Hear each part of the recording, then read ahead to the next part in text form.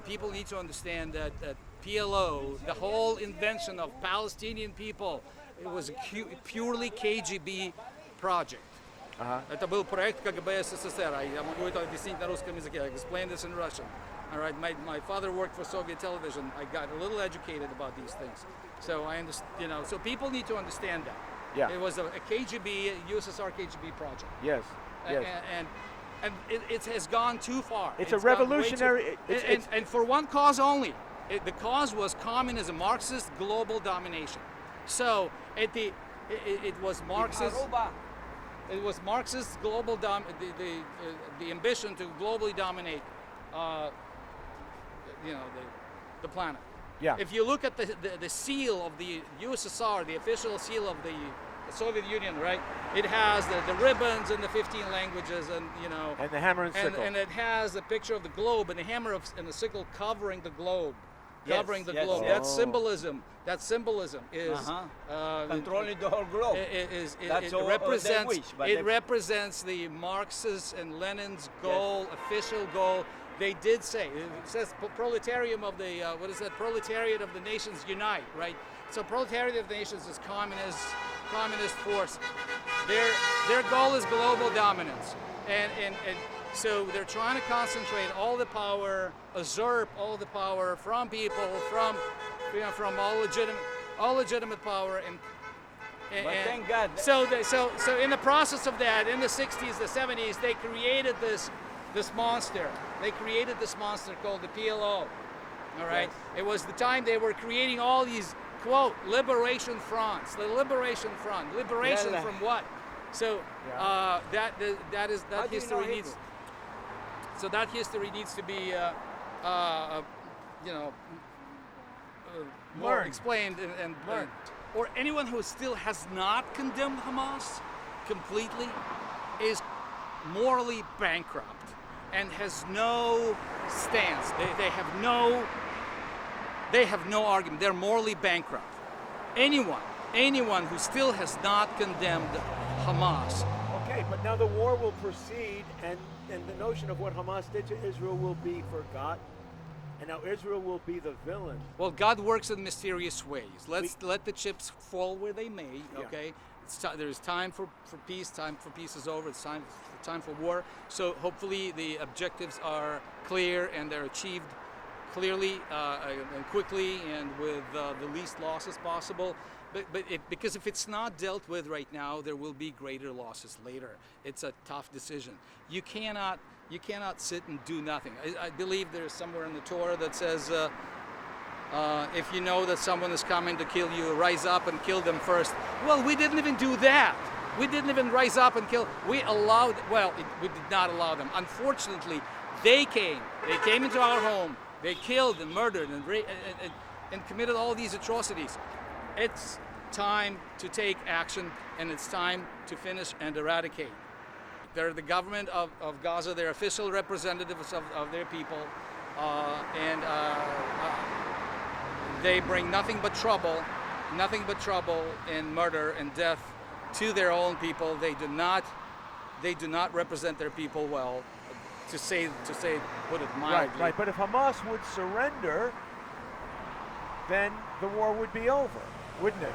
Hamas would never surrender. Yes, you're hypothetical. If Hamas would surrender, the war would be. If Hamas would surrender, there'd be no need for war. It doesn't mean that the Palestinians are surrendering, some Palestinian people. It's just this particular political party. So Hamas is not only a political party.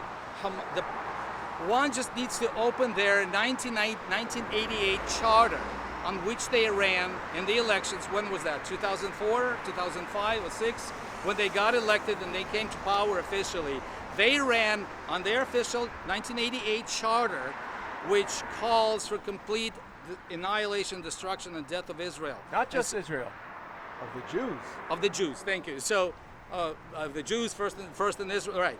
So, and it's not just the Jews in that area. Right, okay. So they ran on that charter. They ran on that premise. They ran on that promise. So anyone who elected them is, is just as good as them because it's, aiding and abetting. They okay? ran on a charitable basis that they were a socialistic, humanistic party. Right. So the socialism is the socialist component is what they got from their PLO, KGB, USSR legacy. That legacy, that's their, and that was a manipulation just to come to power, of course. So, so they made some social promises, social programs and whatever, got under control and started, of course, controlling the money, controlling the assistance, and manipulated people that way. But their sole purpose is to annihilate, to destroy, to kill every Jew. It's still in their charter. They ran on that charter. They got elected on that charter. Anyone who voted for them voted for, basically what's happening right now with all of the outcomes and all the consequences. Okay, but you can't get them out. You can't vote them out. So hopefully Israel can get them out. When I say get the political party out, right? The thing is, they won't give up. Hamas Correct. won't give up. No, and correct. And they are For them, it's fight to the death. and they're like a mafia because they're willing to. Actually, it's more like a tyranny that will sacrifice its people in order to maintain their money and control and their power. They will sacrifice the people, and that's what they've done in the past to vilify Israel and to get more money, which they steal from the people. Right. So speaking of stealing money, it turns out thousands of UN employees were embedded in there with Hamas who are now evacuating. Did you hear that? Oh. So I've heard, and please confirm that, I've heard 13,000 of UN employees are, or that was a couple of days ago, I suppose, are now trying to evacuate, are in the process of evacuating from North Gaza. The question is, 13,000 UN bureaucrats divvying up the money and controlling the money and assistance that was used to arm Hamas or to sustain them one way or another, to aid and abet, to enable them to commit all these atrocities. So the UN is a corrupt organization. They're more morally bankrupt. UN is morally bankrupt. I don't understand how they still exist. And the Biden administration approved over $200 million to go through UNRWA, the UN Welfare and Relief Agency, which is set up specifically for the Palestinians, even though the State Department warned them that money would be used for terror, and they pushed it through. Anthony Blinken, the Secretary of State, pushed it through. Because and then the war broke out. Right. And the terror attacks in Israel.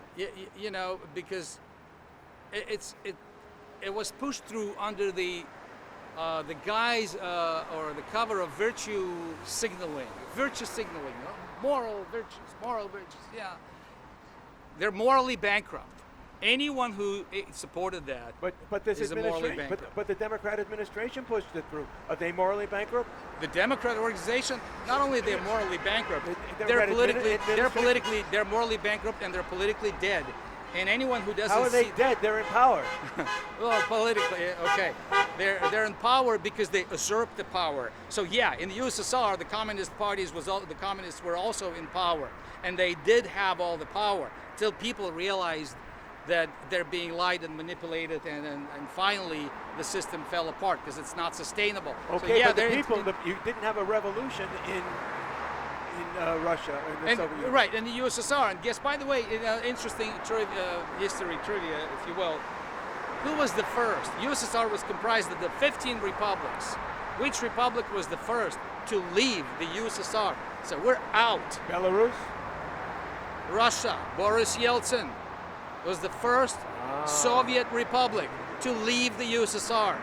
And that's obviously what happened. So USSR officially was dissolved December 1991, December 26 or December 31 of 1991.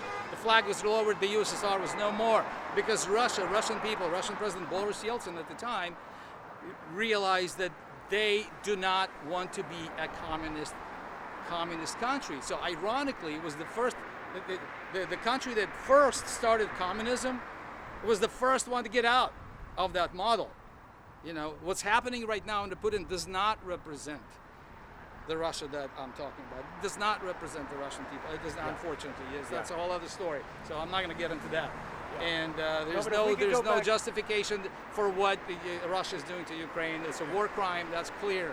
Okay. So that's I don't want to mix up the subjects. No, but if we can get back to communism, because the communists and the Islamists have teamed up to dethrone a democratic society, right? Global communism from China and also Russia, right, are trying to destabilize the Middle East and American hegemony so, there. Okay, so destabilization is straight from the USSR's playbook on revolution technologies. They have invented, it's Leninism. So destabilization is stage 2 in that process. Stage 1 is to demoralize. If you want to, and right now people might recognize words of Yuri Bezmenov. Yuri Bezmenov was a KGB defector who gave an interview in 1983 or 85. He was, and people should see that interview on YouTube until they take it off. Well, it's getting reposted, and in the last few years I've watched it. Maybe at least. What did he say? So he explains he explains the process that he calls ideological subversion, that the United States has been a victim of. The ideological subversion that USSR was applying to the United States. Ideological subversion, because USSR, they were at least smart enough to realize that they could not defeat the United States militarily.